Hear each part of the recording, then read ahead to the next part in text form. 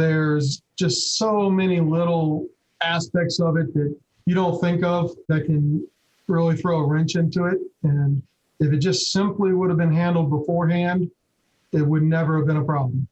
And it's so much easier to handle it then and talk about it and discuss it and get it worked out before the merger.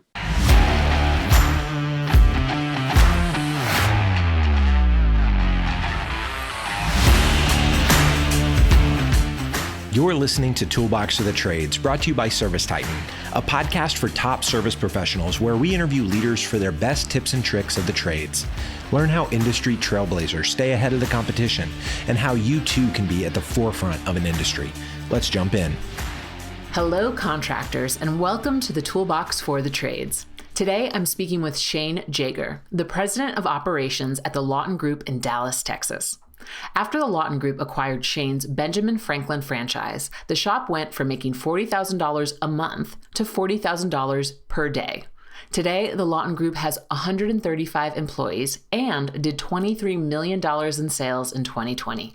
Shane and I chatted about what he learned from past mergers and acquisitions, how to deliver a phenomenal customer experience, and we even geeked out a bit on our love of fantasy novels. I hope you enjoy our chat as much as I did. Shane Jaeger, welcome to the Toolbox for the Trades. Thank you. I am so excited to have you here today. You are the president of operations at the Lawton Group in Dallas, Texas, which, correct me if I'm wrong, has about 135 employees and did $23 million in sales in 2020. That's correct.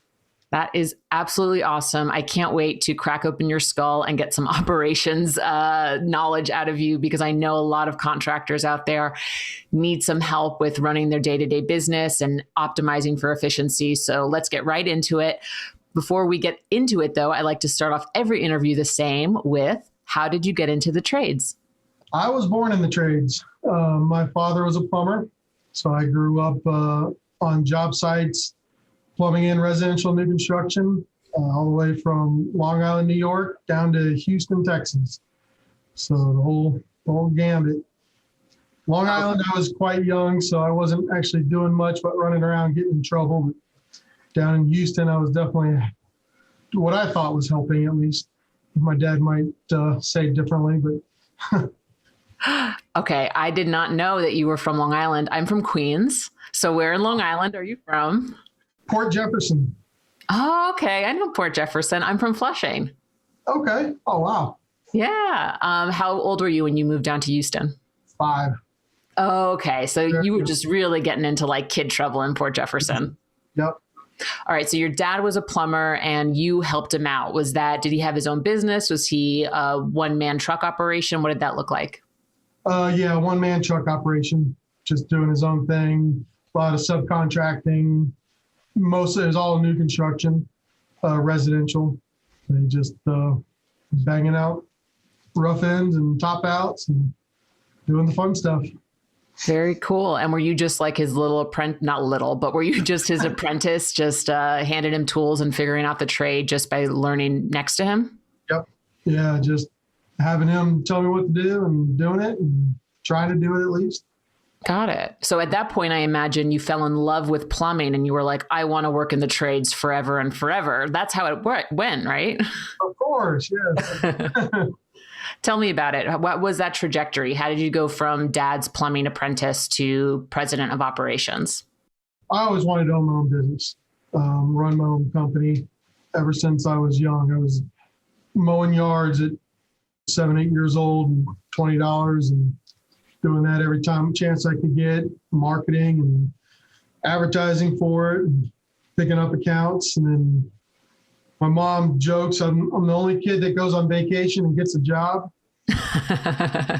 We went to Cozumel for a week and I ended up helping out on one of the fishing boats because his first mate got sick. So I volunteered to help out for the week and got to fish for free and got paid. So it was fun. That's so crazy.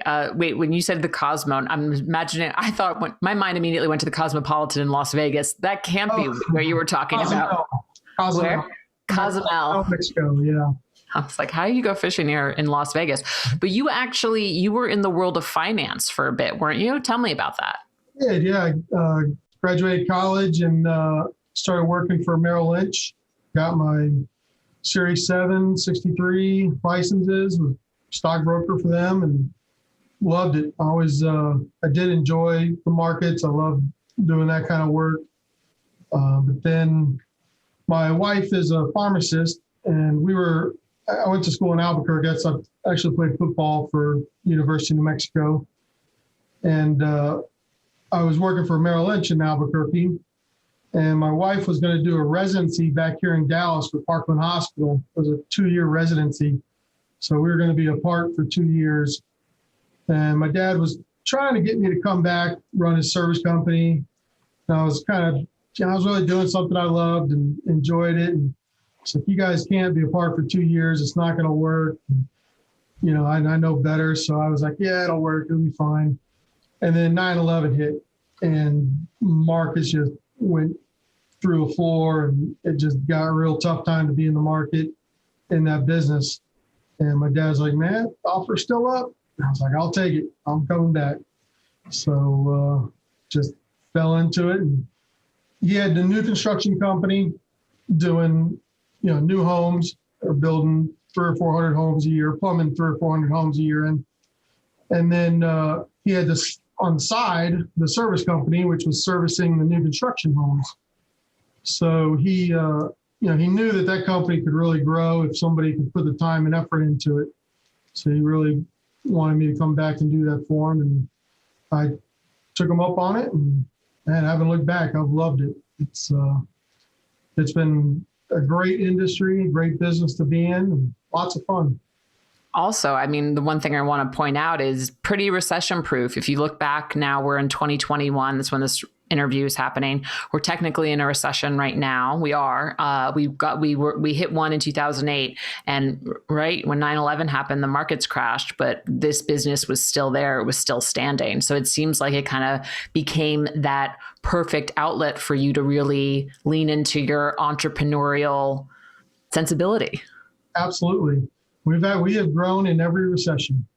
It's very recession resilient. I won't say recession proof. That's not true, but it's definitely very resilient to recessions. Yeah.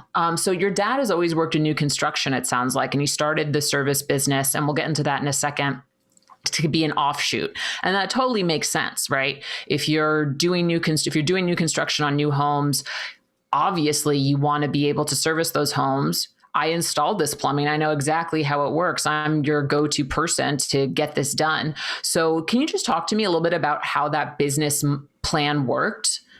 I'm just curious to learn a little bit more about how that follow-up went and what that looked like. Yeah. So exactly. We're getting calls from our existing customers, the homes, and just trying to, he had a service tech just within the new construction company out running service calls, and he was just constantly busy. So they, needed to add more and decided to open a new company and actually do it.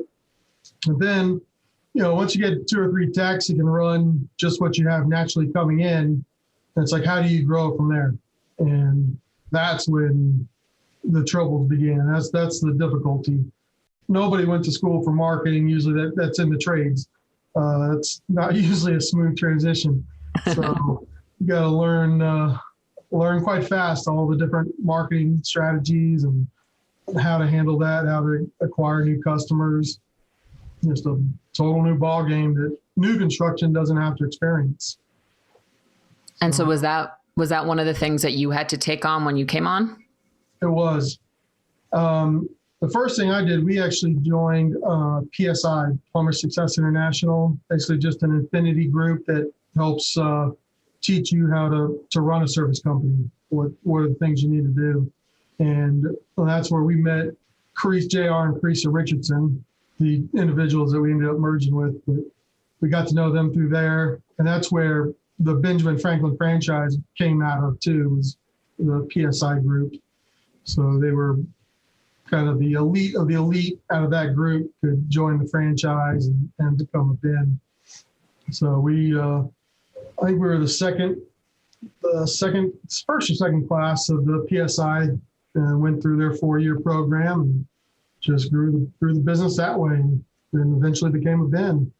That's awesome. I wanted to clarify that because I saw that your father's business was Ben Franklin, but you didn't become Ben Franklin. You didn't go into that franchise until after joining PSI.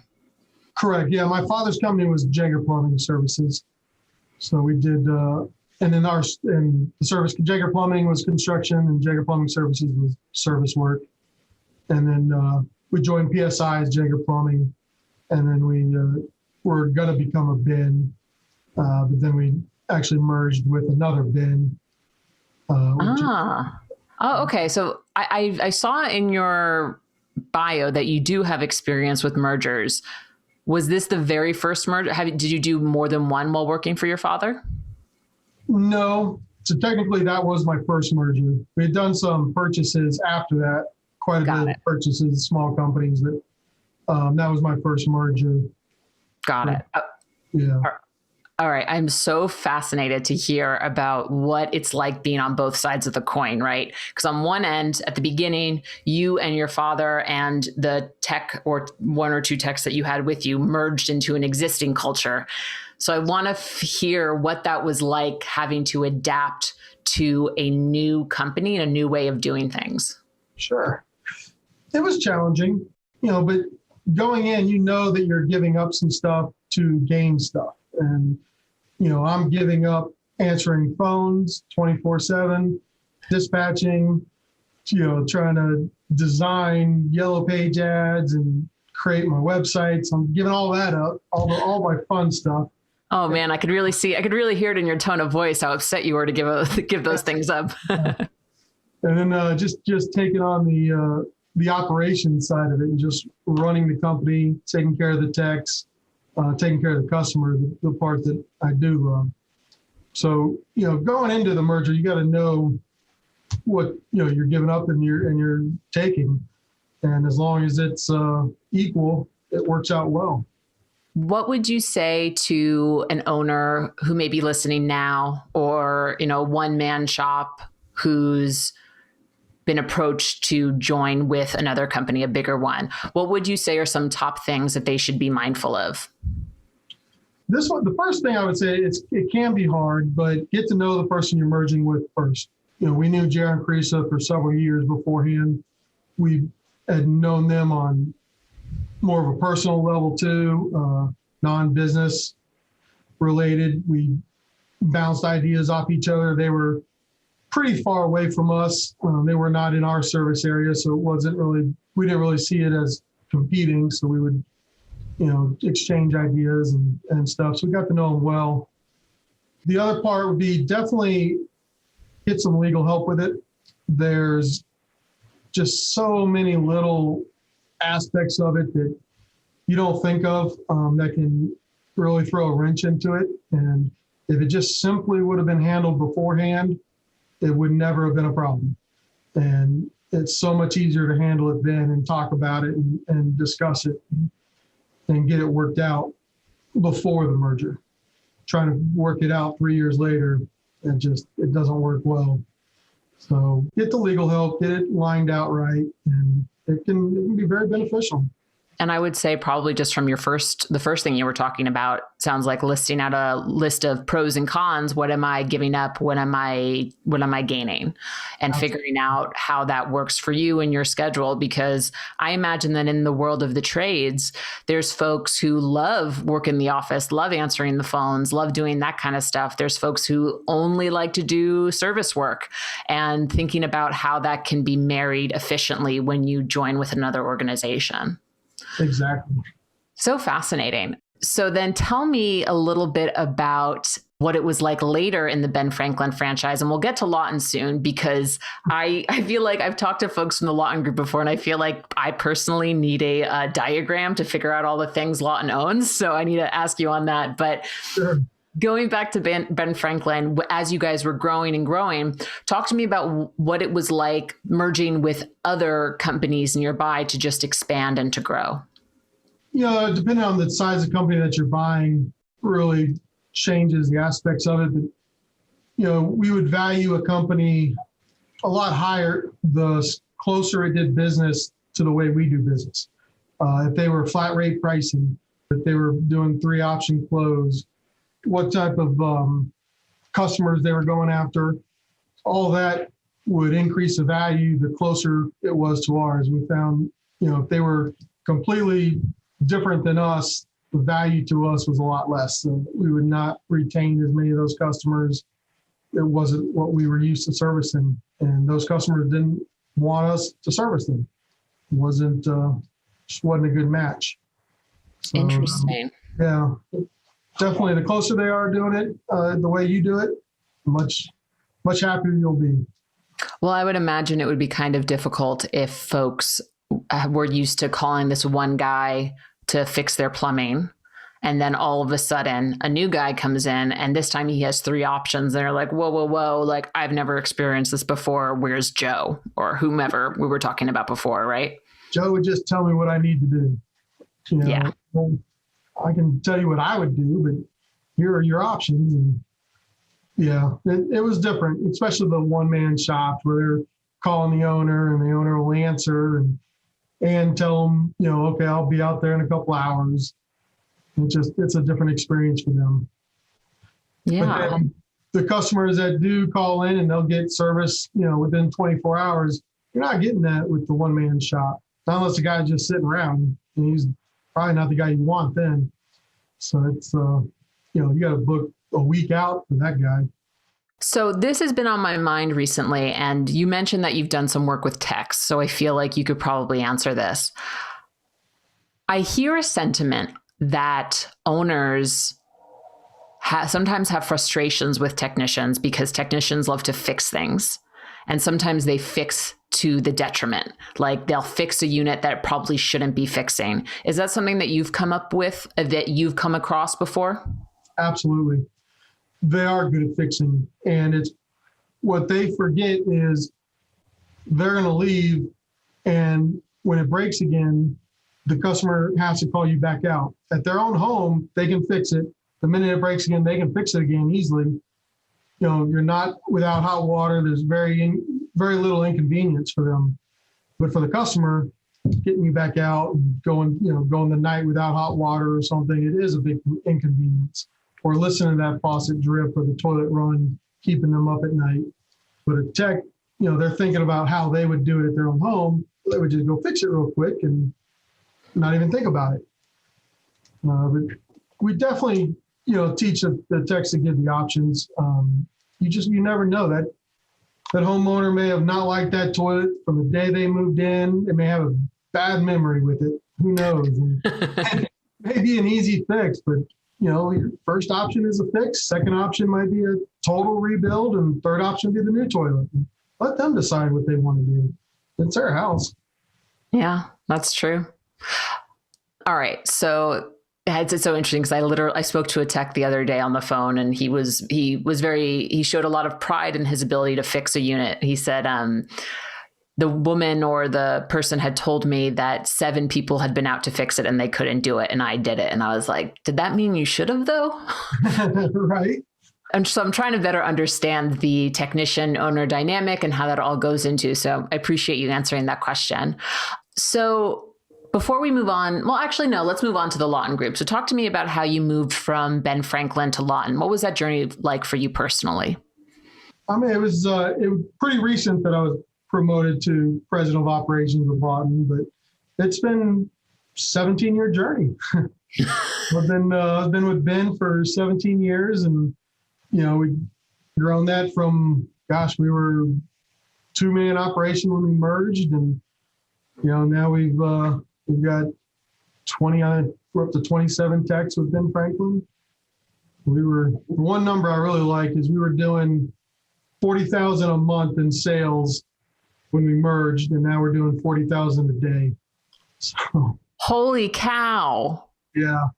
That's impressive. All right. So back up a little bit and just tell me, how does Ben Franklin relate to the Lawton Group? Can you give me a little history lesson there? So General Richardson, they own Lawton Mechanical. They did new construction, commercial. They built restaurants. And he was, I think, started that in the 80s and was running that. And in the late 90s, they were looking for something else to do. They were looking at a franchise, some type of franchise organization to do. They explored everything, oil change companies to restaurants to everything. And, they just kept coming back to the plumbing side of it. It's kind of what they knew. And then they found Ben Franklin and they decided to start the franchise. And I believe they're actually the number 2 franchise in the nation. They signed their contract like a month later after number 1, which is down in Austin. They just, started from there. And then that's when, I believe that's when they had started Lawton Group. And that's what owns Ben Franklin and Lawton Mechanical. And then Ben Franklin, we were doing commercial at the time, light commercial. And it was getting difficult. So we spun off of the Lawton Commercial Services, which does the commercial service repair. Yeah. See, I'm drawing my own little diagram here. So Lawton Group owns Lawton Commercial Services, Ben Franklin, and Lawton Mechanical. And when you say they own Ben Franklin, is it just one franchise, the franchise you worked for, or is it all franchises? Just the one franchise. Got it. And it's the second largest franchise in the country? Yes. That's insane. And then after joining with Lawton, $40,000 a month to $40,000 a day. Yeah. Holy cow. That is insane. What is your service area? 2,500 square miles. Dang. Very large area. Yeah. Everything is big in Texas, right? Yeah. All right. Thank you so much. That helped me, and I'm sure it helped our listeners kind of understand where you're coming from as well, too. There is one more company under the umbrella. About 3 years ago, we started Buckaroo Pest Control. Buckaroo Pest Control. I love that name. That's a fun one. All right, cool. Wow, look at Lawton Group. All right, so when you were at Ben Franklin before Lawton bought it, $40,000 a day, $40,000 a month. Now we're at $40,000 a day. Getting to the size of what Ben Franklin was pre joining with Lawton Group and post joining with Lawton Group, those are some big mile markers for a lot of the folks that listen to this show. Talk to me about some of the biggest hurdles you had to overcome during this rapid growth. One of the biggest ones was our organizational layout. So as you're a small company, there's 2 or 3 of you in the office. And when something had to come up that had to get handled, somebody in the office would take it on. And, you would get some really crazy organizational charts that, HR is doing payroll and they're doing technology and they're also doing the fleet stuff. And, so you got real crazy stuff like that. And as we grew, we didn't change it real well. Our organizational chart was very difficult to follow. It was just, this person's really good at it. They like it. So let's let them do it. And we had to go through a reorganization a couple of years ago. Really, really helped us a lot.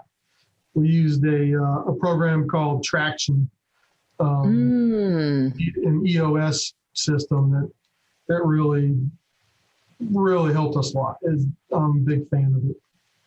I've heard great things about Traction and EOS. Rhonda Dowdy, who was one of our speakers in season 2, she spoke very highly of it as well. They're in Austin. I've actually, I'm so happy you brought that up because I'm right now in this mode of thinking about systems and processes and organizational charts. And someone, Al Levy, who was also a previous guest on this podcast, said that organizational charts are so important because they show your employees where they can go. Yep. You agree with that? Absolutely. Yes. And then you got to stay in your box too. You need to, somebody comes, they're used to coming to you for all the answers. You've got to direct them back to the right box. Tell them to go, no, that's not me. That's such and such. I imagine you probably struggled with that a lot because you literally were like, it was this father and son business. And then all of a sudden now you're big and you're in Lawton. So it's probably like, actually, that's not my job anymore. Yep. And The worst part is, you know the answer, but you're going to tell them to go talk to, Joe, and Joe's going to come back and ask you, but it's like, got to go through that process because Joe's got to learn it too. Go ahead and look, you got to go ask Joe. And then I know Joe will come ask me, but that's okay. That's just the process. And next time, Joe has to answer that question, he'll be able to answer. Yeah, teach a man to fish, right? That has to be a challenge. It's faster if I just do it myself. I think everyone listening can relate to that sentence. Right. So based on what you know now, given your 17-year trade career, what would you have done differently? I wouldn't have focused on growth as much as the bottom line. Before, it was all about how fast we can grow, how big we can get. We were having a lot of fun doing that. But then we weren't as profitable as we should have been doing that. And the bigger you are, the bigger the mistakes are.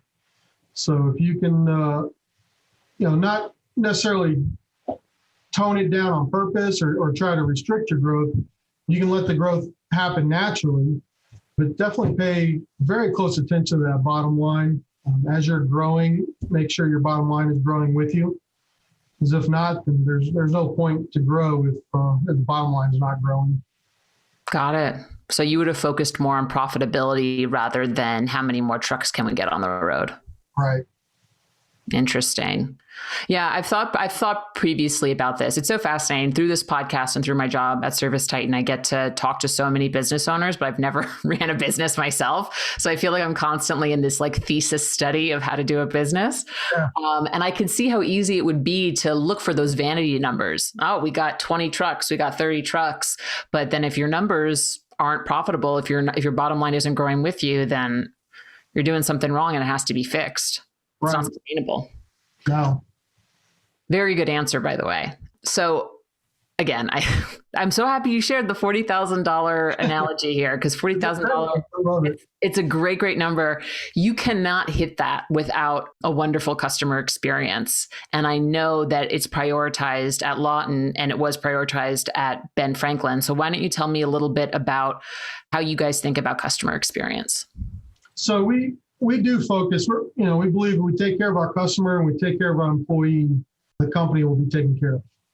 And we followed that approach quite regularly for the 18 years, and it's worked out well. We've got lots of technicians that have been with us for 10 more years.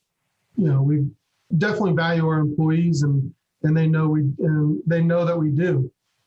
And that's just like the customers. We've got, I was talking to a customer earlier today that I was looking back in their records back in 2003, we were out there. Since 2003. So they've been with us through 3 different homes too. They've moved all around and stuck with us. And really, that means a lot to us. We want to take care of them. And that's what makes it fun. It's dealing with customer complaints. That'd be the worst thing in the industry. The less complaints you can have, the better. Got it. So the way that you guys approach it is, well, if we take care of our technicians, they'll take care of our customers. And by the way, kudos on having some technicians with you for 10 plus years. That's pretty incredible. Yeah, thank you. Talk to me a little bit more about the specifics, because a lot of owners say we love to give wow service, or we really go that extra mile. Can you go into a little bit more details about how you go that extra mile, not just for customers, but also for your technicians? Yeah. For the customers, it's all about the experience. They want a different experience. It's not about, necessarily the price or the level of service. They want to feel valued. They want to feel special. They want to, have a guy that they can call. And, we want to be their guy. So everything from the technology side of our notifying customers via text, where they can track the customer, they can track the technician coming to their house, to emailing them invoices, and they can log into the customer portal and see all their past records. The whole picture of that has really brought us kind of to the next level. Everybody can go the extra mile. Everyone can show up, change the light bulb for the customer or take the trash out, clean up the area cleaner than what it was when you got there. Everybody can do that, but not everybody can go to the professional level that ServiceTitan can take you. And I think that's really separated us from the pack to being able to do that. Yeah, that's awesome. I've heard personally from folks that introduced you and I is that you've particularly taken advantage of online booking opportunities. Isn't it just bananas to you how like people will do anything and everything they can to avoid picking up the phone? Yes. Yeah. Yeah, please. Yeah, our web booking scheduler online on our website. Yeah, we're probably getting 10 or 12 a day on that scheduling. Our GSL, the Google Local Service, our Home Advisor, the Yelp booking, those are all tremendous. The Home Advisor has actually picked up a little bit more than the Google Local Services here the last month. I've been kind of curious about that. I haven't really dove into why yet, but we're getting 3 or 4 Home Advisor bookings a day. And we're down to like 1 Google Local Service booking a day, which is quite opposite of what it was a couple months ago. I'll have to talk to my marketing manager about that, see if there's something she's doing that changed that. But yeah, anytime a customer can book and not tie up a CSR, that's huge. And even the chat function where they can chat in and find out what's available. CSR can do 3 or 4 chats at once. Oh, my 16-year-old son can do a dozen at once, but I don't know how he does that. I have troubles with one. So they can talk to a lot more customers a lot faster and get them taken care of. Do you ever run into issues where like a GSLA booking or a Home Advisor booking doesn't have all the information you need? And if that happens, what do you do? We call the customer then. And we'll get some really weird ones. They'll book for HVAC repair or something we don't even do. So, we call them and maybe they clicked something wrong or they did, they wrote something. And it's usually in the description. Usually they wrote it wrong or, well, I thought that was part of the HVAC. No, that's your garbage disposal. That's not part of that. But we just call the customer then. Yeah. I think there are a lot of folks that are a little bit, not a lot, but I think there is a section of folks that are a little nervous about web bookings because they feel like by giving the customer the opportunity to convey the problem, they're going to miss out on a lot of information. But the solution is simple. You just call them or you text them through chat, like you said. I think as you were really, you just said 10 to 12 a day from online bookings. That's pretty significant. It is. Now, what I'm going to say, my text will argue against it, but it's more for their good feeling is why they want it. It's a plumbing repair. I don't care. It doesn't matter if it's a faucet running, a toilet running. None of that really matters. It's a plumbing repair. And if we get the information wrong, go ask the customer yourself. Go there and find out. If they don't put the exact information in the description on what's wrong, it's okay. They're experienced plumber. They should be able to do it all, handle it all. And if they can't, then let them know that, we're sorry, I'm really not the expert on this, but I need to get the expert over here. This, he's got lots of experience and let me get them over here to take care of it. Customers appreciate that, the honesty and then the fact that they know they're getting the expert out here to take care of it. And, somebody who didn't know what they were doing was just going to try to muddle through it and learn on the job. They appreciate that. We've definitely had a lot of experience with customers thanking us when we have to reschedule them. If it's done right, it can be a positive.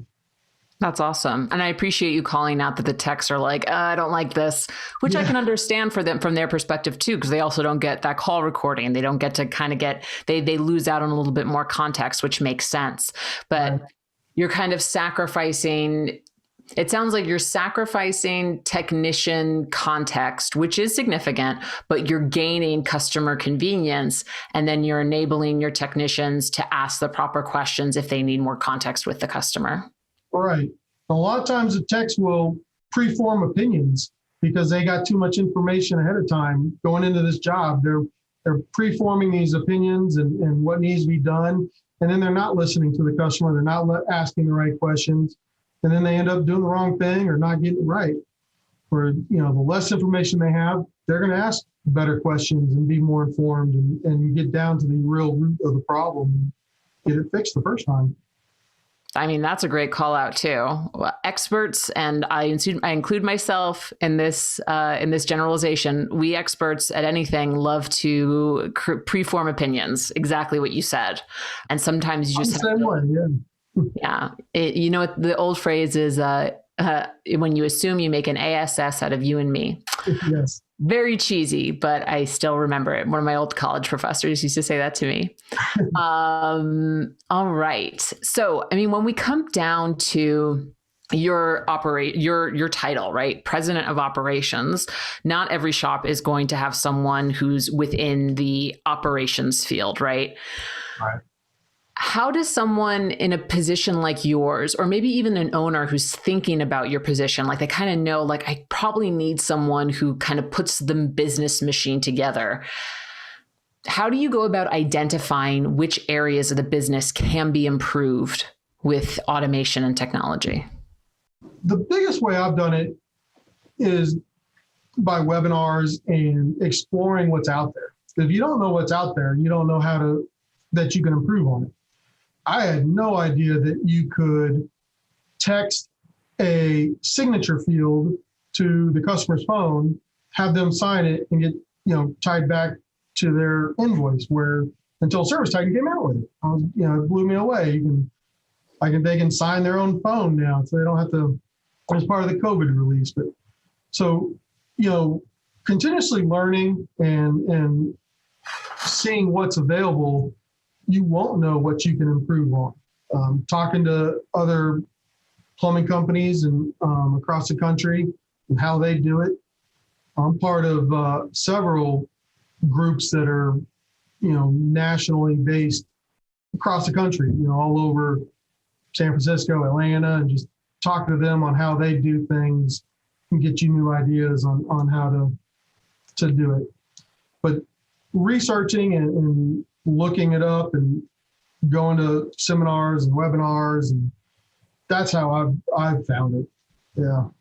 Nice. You mentioned you're part of a lot of groups. Which groups are they, if you don't mind me asking? Sure. Well, we have within ServiceTitan, the Spark group. Oh, nice. I didn't realize you were a Spark member. Yeah. So, and that, that's one group within the franchise. I'm part of what's called the Green Team. So then, those organizations or those groups, we get together once a month or every 2 weeks and talk about different aspects of it and how we're doing things. And it's been very beneficial. That's awesome.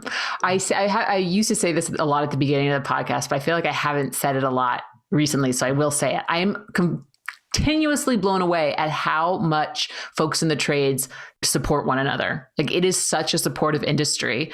Maybe not so much if you're direct competition, but even I've seen cases of oh no, I have coffee with my competitors once a month and we ask each other what we're doing. It really is the industry that supports one another. And I haven't seen it in any other industry yet. It is. And I think it's because in the trades, are one of the biggest attributes of someone in the trade is they want to help their customer, but they just like helping people. So helping other business owners or helping your neighbor or something, it's all still helping. And that's where we get our rewards. So, I used to have lunch with one of my biggest competitors. He was the same situation, a son, and the father was in the business. And, there's a lot of unique hurdles that you have there. So we had lunch once a month and always bouncing ideas and how you get your dad to do this, or how do you handle this when you got to tell your dad he's wrong, or it's not easy to do. So having some advice was useful. Not to put you on the spot, and you can say no to answering this question, but would you mind sharing some tips that you learned about working best with your father over the years? Sure. You had to be subtle. you don't go in and just say, no, you're wrong. We can't do it this way. That doesn't work. You can imagine how a hardcore plumber would react to that. You get really good at dodging pipe wrenches. But, you got to be subtle about it, asking questions about it and leading him to the right answer versus telling him the right answer. I got really good at that, which has been beneficial in my whole career. Actually, that's a very good trait to have. Yeah. Asking questions to get the other person to come to the conclusion you want them to come to. Yep. I think we can all relate to that. I feel like there's an opportunity for a psychologist to specialize in people in the trades who work with their dads. Yeah. How to communicate with your dad one-on-one. I think everyone could. My dad listens to this podcast, so I'm sure he'll laugh at this. So I have a couple more questions, but I want to get back to how you take care of your technicians specifically, because we talked about the customer, but we skipped over the technicians a bit. So talk to me. How do you have technicians that have been with you for over 10 years? I think the biggest thing is they know I care. They all have my phone number. I will go out of my way to answer that phone every time they call, even when I know they're calling to complain. I'm going to listen to them. I'm going to, I'm sorry. That's just, this is something we're going to have to do. We'll work on getting better at it. But then also, when you tell them you're going to work on it, that can't be lip service. You really do need to work on it. They know when you're just feeding them a line to get them off the phone.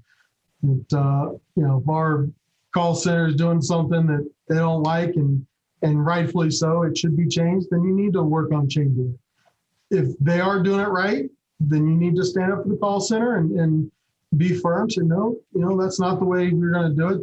This is the way we're going to do it. And this is why, because it's best for the customer or it's best for the company. And, explain why you're doing things is very helpful. The other thing, I don't ever tell a tech because I said so. That's the worst thing. I'll tell my kids that, but not your employees. Explain to them why you're doing it. It takes a few minutes out of your life to explain it. And the best thing that'll happen is they will explain it to the rest of your company, the rest of your employees, and they'll spread the word.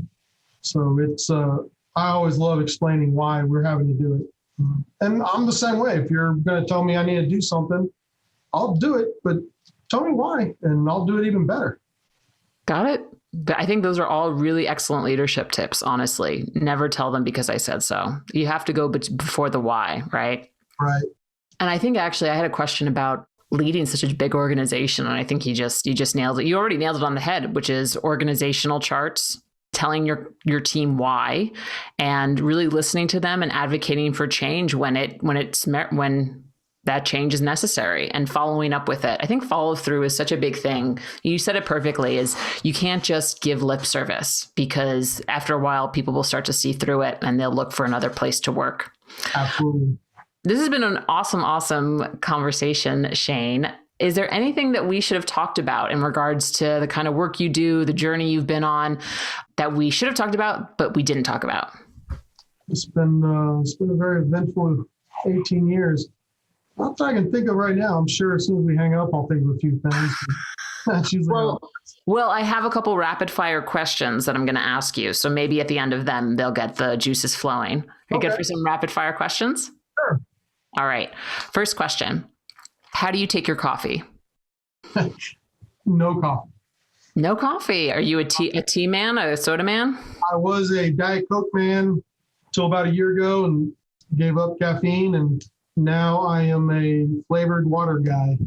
Nice. I'm more of a in the closet flavored water guy. Well, after this, I'm out of the closet, yeah. well, after, now everyone will know. Right. I've heard that before. I've known a couple of people that were really big into Diet Coke in the morning. So you are not alone there, my friend. If you could have dinner with one person, dead or alive, who would it be? Oh, wow. Abraham Lincoln. Nice. What's the number one thing you're trying to learn more about right now? Negotiation skills. Ooh, for team internally, or what does that look like? Both. Yeah, internally, externally. You know what, when you find out some stuff on negotiation skills, you let me know because I could use that help as well. If money weren't an object, so you had unlimited resources, what's the first thing you would do? I would be a philanthropist. I would give it away. Oh yeah. Any particular organizations or causes that really pull on your heartstrings? Yeah, a lot of the children advocacies, St. Jude's Hospital, Children's Hospital, stuff like that. Nice. That's lovely. What are some of your favorite books or podcasts? Books, it's either going to be, business books, self-help business books, or if it's fiction, then fantasy. I enjoy a good fantasy book. Yeah. Can you give me any titles for both genres? Oh my goodness. J.R. Tolkien. Lord of the Rings. Lord of the Rings. Thank you. And then Wheel of Time. Oh no, I'll go way back on that one. I think there's like 20 books in that one. There is 20 books in Wheel of Time. I've read Lord of the Rings. I haven't read Wheel of Time, but I like fantasy too. Okay. Yeah. Then business is everything from, one of my favorite ones that I just re-listened was Personal MBA. That's a fun one. Really? Me and Shane are on a video chat, and I have a copy of the Personal MBA literally right on my desk. So funny. That's a great book. It's a great book. Yeah. Question Behind the Question is a good one. That was one I read, Deal with My Father. Oh, it's one I really like. I'm actually listening to it. That's why I can't remember the title. It's Negotiation Skills by a FBI, the head of the FBI negotiations. And it's a really fascinating, not only helps you with negotiations, but he talks about a lot of his stories. And that's really cool. That sounds fascinating. How about this? You shoot me an email with the name of the book and I'll make sure to include it on the page where the podcast will live. All right.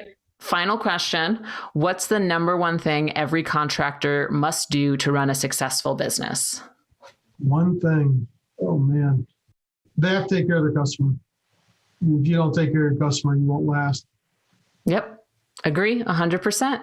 Well, Shane, this was such a lovely conversation. I really enjoyed getting to know you. And thanks so much for being a guest on the Toolbox for the Trades. Absolutely. Thank you for having me. I've enjoyed it. Are you looking to build a top-tier service company? ServiceTitan's Contractor Playbook is a handy guide to help you get where you want to go. Authored by the industry's greatest minds, this free all-in-one playbook will help you set your company up for success.